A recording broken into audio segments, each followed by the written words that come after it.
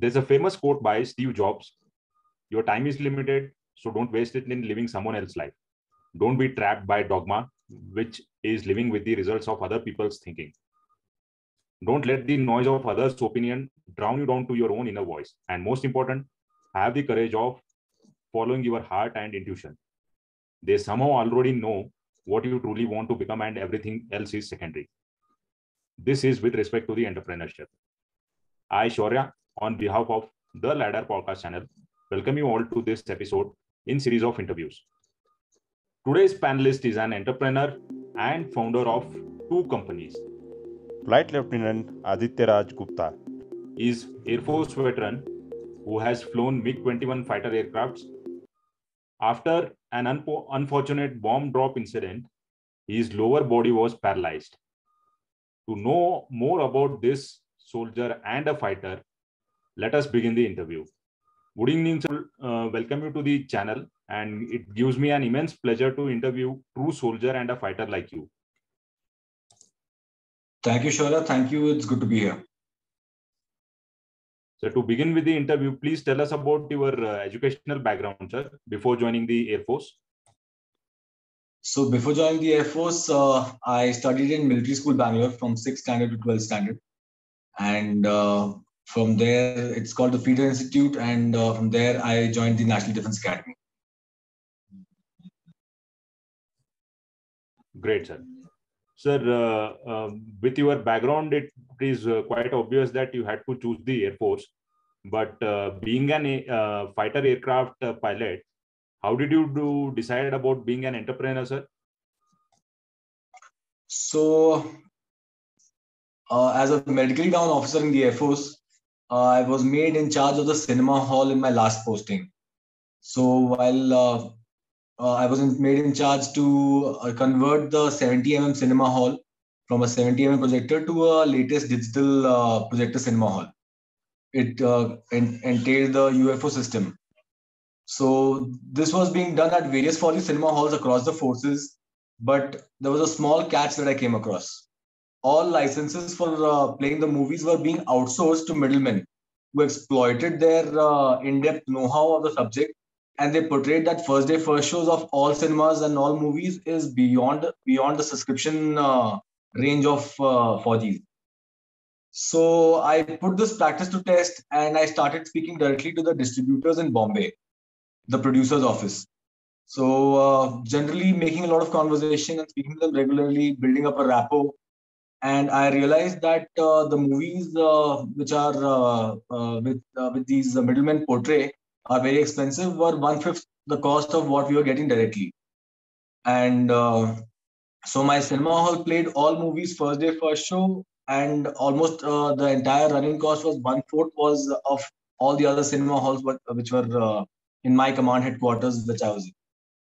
So this success in the venture of a venture of which initially I had no idea about, gave me the boost and the courage to initiate the process of an entrepreneurial journey.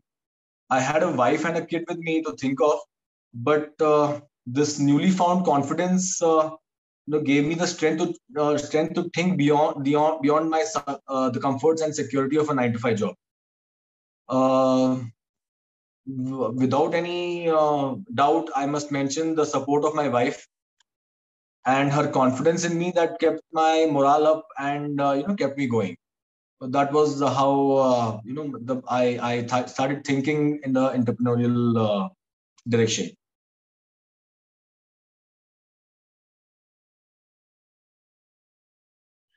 Sir, please tell us about how did you coin the ideas of pinball and the other military marvel, sir? So we have two companies. They're called Pinball.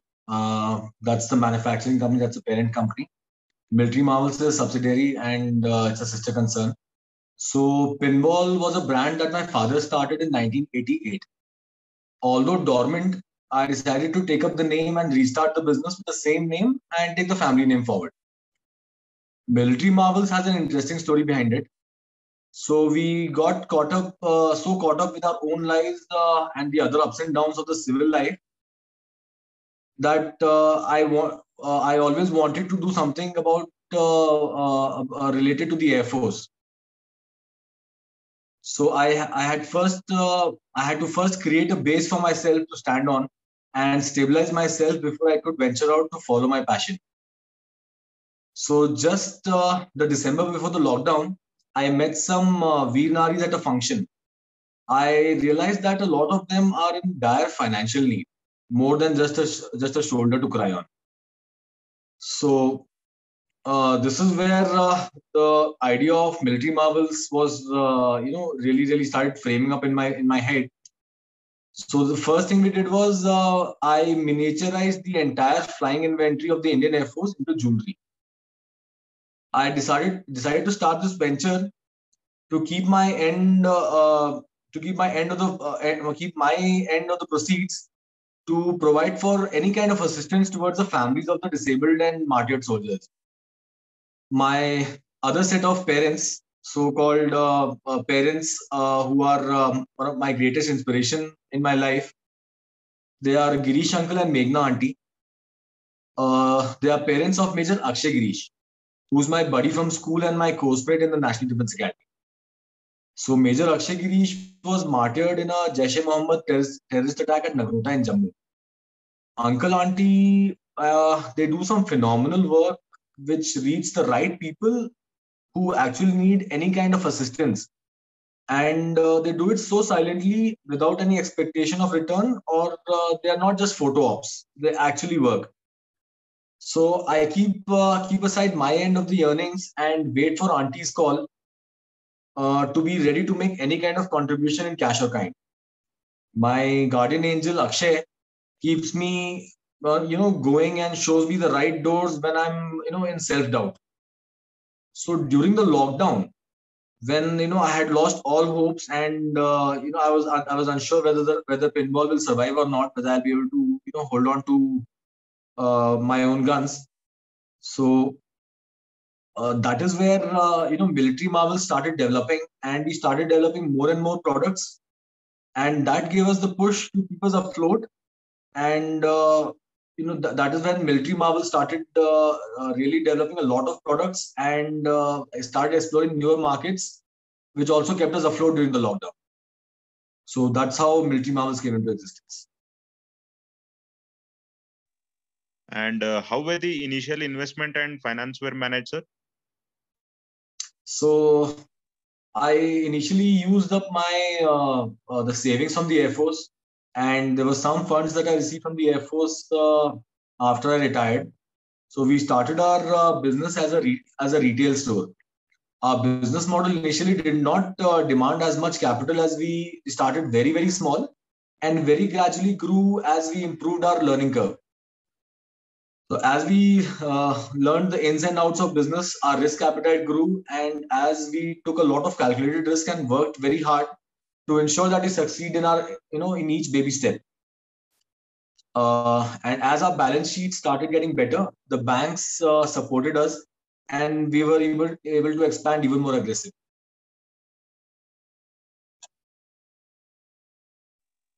Any external assistance was taken to build up the company with respect to the registration, GST, something of that sort? So external assistance in that sense is always required. You need an auditor. There are multiple services that you require, which require real life expertise, which generally you cannot handle on your own. Assistance, financial assistance, we did take. So, which was about 2 years after running the business successfully, our balance sheets got better, and it didn't require, after you have a strong balance sheet, you do not require too much of convincing with the bank. So the banks lent us the funds that we needed to expand, and we took up some debts, and we worked even harder to sustain ourselves. So as a learning lesson from our debts, what we've learned is the good thing about debt, that it doesn't let you get complacent.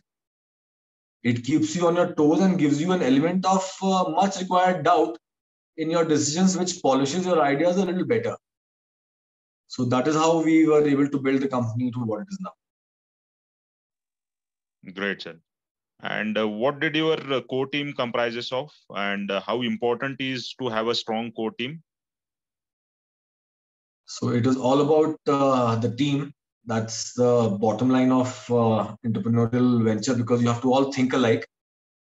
My core team is my wife and I, and from the Air Force, we did not hire people who had degrees or who were experienced.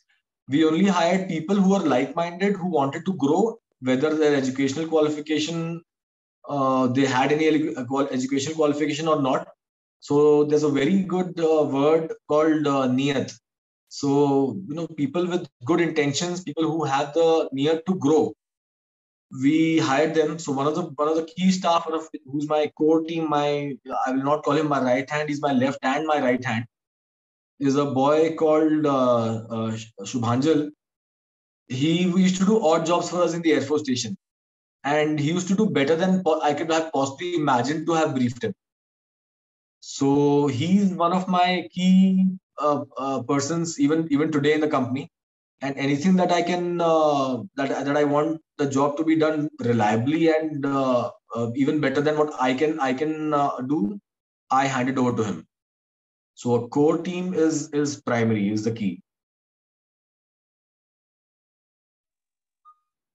And what exactly does a founder has a role in his both the companies, sir? So that's a very interesting one.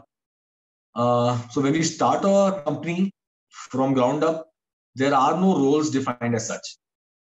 We have to play the role of a peon and the MD and everything in between. And the most important part of playing these roles is you should not let your head come in the way of your work. So since we came bottom up, we had to play all the roles and understand the nitty-gritties of work at every level. We had to form the systems and processes at that level.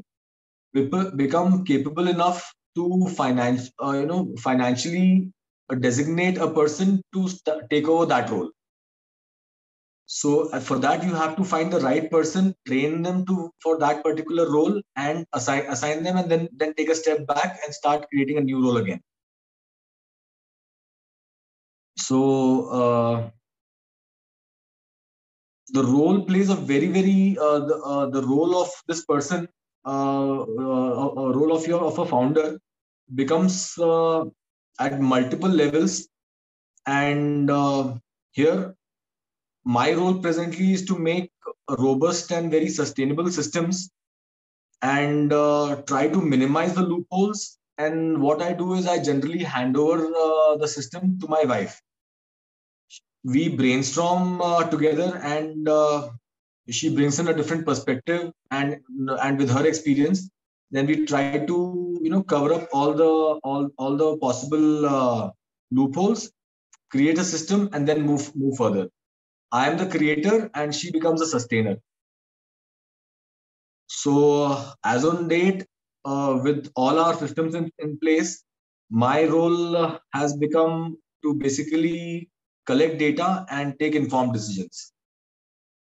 And was it very difficult to convince your idea with respect to your parents or the family, and as well as the market, sir? So it is a very tough part. So for example, convincing your idea to somebody else can only happen when you yourself are convinced and feel very strongly about it. Convincing your parents or convincing your near and dear ones is one thing, but convincing your customers to buy your product, to invest in your product, is another. For example, even though we feel that we are established in the year 2022, last year, our company did Pinball did 40 exhibitions all across India. So the Google gives you a year-round summary of your entire travel. So I have traveled to 250 cities and towns and about 400 locations in India. We, as an entrepreneur, you cannot wait for the customers to come and buy your product. You have to constantly market your product and be on the road. Establish a distribution network, be ready for criticism and all sorts of feedback, positively come back home and work and improve on yourself and your product and your policies and your structures. It takes time and effort, and it just takes a little, the word is perseverance, to just continue to keep going on and to, believe in your own idea and market your product and just be there. Okay. And how important is networking for any startup? So after a certain point, I feel it is one of the most important part of any business. So this point which I'm talking about comes after you've established your operations and understand your own systems, your strengths, and your weaknesses. Over and underselling can be catastrophic, but once you know your own core and you are very well established, then it is only about networking. And any major HR or administration issues you faced during your initial days, sir? So the HR and Adam issues depends on the type of business that one would be in. In our case, since we came up from the bottom, so the HR and Adam issues came up very gradually, and we sorted them out as and when they came up. As we step in the civil world, we have to accept that the primary and the most important value system is governed by economics. Once we are clear, we have a clear understanding of this, we become better equipped to handle situations or any issue at hand. The most important part of transiting from a Fauji life to a civil life is to unlearn. You have to mark this word, you have to unlearn. I know it is asking a lot, but the faster we understand this, we will be able to handle things much better. And what was the minimum waiting period or the return of investment planned for your both of the companies, sir? So the time for any business to be profitable would largely depend on the scale at which you want to grow. As a startup, we did not draw any money from a company until it became sustainable and independent, and we drew only to meet our basic requirements of our lives. So every rupee we have earned in our businesses, we have reinvested back to grow the business bigger every day. I feel there is a point of our lives that we are at a point of our lives that money is just a report card for our efforts, and the report is just of our own capability. It is just gives you an indication that how successful you are and how capable you are. ROI is a just a word to is just a what's the word I'm looking for? So it is just a byproduct of your efforts. The primary thing is to live simple, and the civil world generally pushes you to project yourself to show that you are somebody else. If you don't fall for these gimmicks, then you sustain a simple life and just focus on your business and try to grow it as much as possible. And very gradually, you will cross a line, across a threshold where ROI is not a concern at all. Okay. And do you really think MBA degree would be an advantage for an budding entrepreneur, sir? So I'll try to put it more diplomatically. It is not your degree that would matter, but what you take away from that education that would really establish your takeoff level in the civil world. I was very lucky to have done a management course after I had started up a business, since I was struggling in my business to make basic decisions, basic everyday decisions. So in my opinion, an MBA has to be done for either of the two reasons: to either hone up your skills that you already have, or and or to learn some knowledge in the areas which you're struggling with. An MBA degree otherwise would be very academic, and your takeoff level and your take home from that knowledge, from that entire structure would be very, very minimal. And could you quote us some important lessons of your A4 service, which you feel that they were very useful in your entrepreneurship journey? From the Air Force, since I'm a fighter pilot, it was the work culture in the fighters con which is such that everything else in life seems simple and possible. After exploring capabilities in your own self and seeing your seniors being modest about some of the most impossible human abilities keeps you grounded.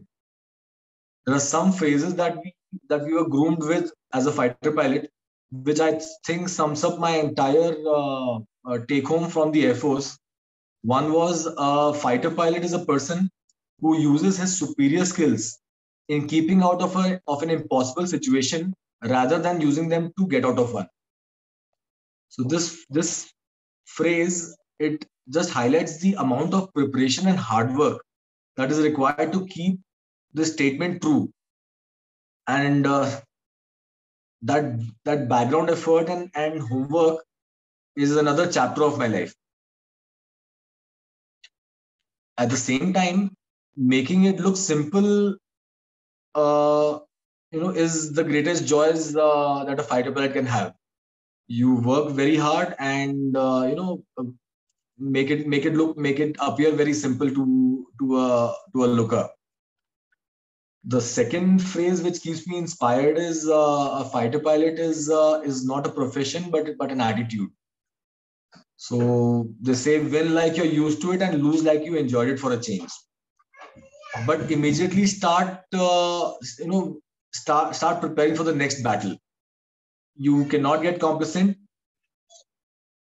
It just takes a lot, but when you have to do it, you have to do it. And does this both of the companies give franchisee models, sir, in business if somebody wants to join you? We have still not come up with that model because our operations as of now do not allow us to scale at that level. We want to completely establish, create systems and processes, and then hand over franchises very, very smoothly without any glitches. So this year is dedicated to only the retail stores that we plan to open up. We've opened one more in December last year, and by July we will open another one, and in December we plan to open the third one. So once we have 3 company-owned retail outlets, we will know the pros and cons and all the glitches that we can possibly imagine or which we'll go through by the virtue of our experience in retail, from factory to retail, and then start branching out in as franchise.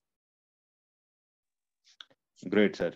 Sir, after listening to your all immense experience, I can't resist myself from knowing that unfortunate incident of your bombing experience, sir, because of which you had to move out. Please tell us something about that incident, sir. So my office in my my table in my factory, my desk has a board called "I would rather be flying."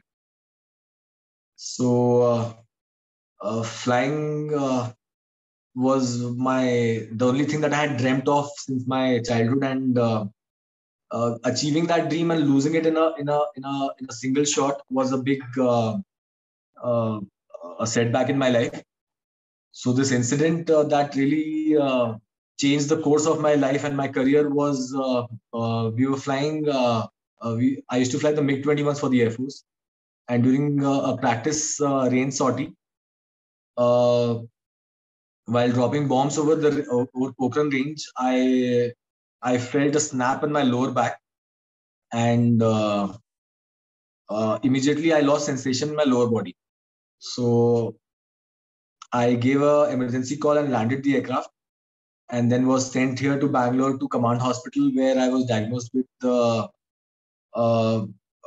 my disc level, my spine level L5S1. They were fractured. They had a crack, and my disc was completely prolapsed, and it was impinging on the nerve that goes on both my legs. It's called the sciatica nerve. So I lost sensation and after I was admitted here, I was operated, and I got my left leg back after the surgery, but it took about 3-4 months to get my right leg back. Once I was getting better. After about 6 or 8 months or so, I had a relapse, which took away my right leg completely, and I was struggling with normal basic life activities, but somehow after I retired, I met a doctor who made me stand on both my feet in about 9 months. Coincidentally, he's also a retired Air Force personnel, and uh, one of the very good doctors in Bangalore. I tried every medicine, every alternate medicine, but nothing worked. But miracles do happen, and I have come to believe in them. And today I'm on both my feet and doing whatever it is I have to.